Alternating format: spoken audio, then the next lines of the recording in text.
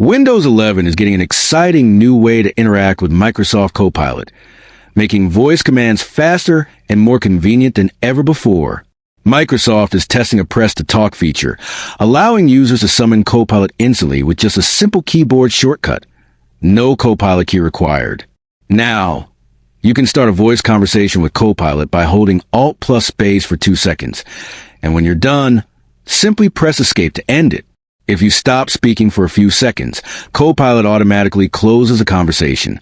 This seamless voice-first interaction ensures that you can continue working without disruption, making Copilot an even more efficient AI assistant. Microsoft has rolled out this feature in the latest Copilot app update, version 1.25024.100.0 or later, for Windows insiders.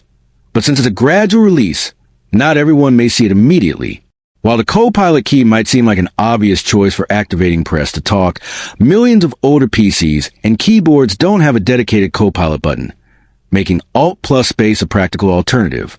Interestingly, Microsoft has also started testing a new Copilot app that integrates natively into Windows 11, making it feel much more like a built-in feature rather than just a web-based tool.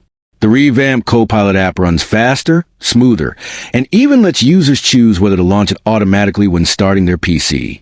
This is a big step forward in making AI more accessible and integrated into everyday Windows workflows. With the new press-to-talk functionality, using Copilot feels more natural than ever, enhancing productivity without breaking your workflow. If you're excited about these updates, make sure to like this video, subscribe to the channel, and hit the bell icon so you never miss the latest Windows 11 and tech updates. Thanks for watching TechVerse, your go-to source for cutting-edge tech news.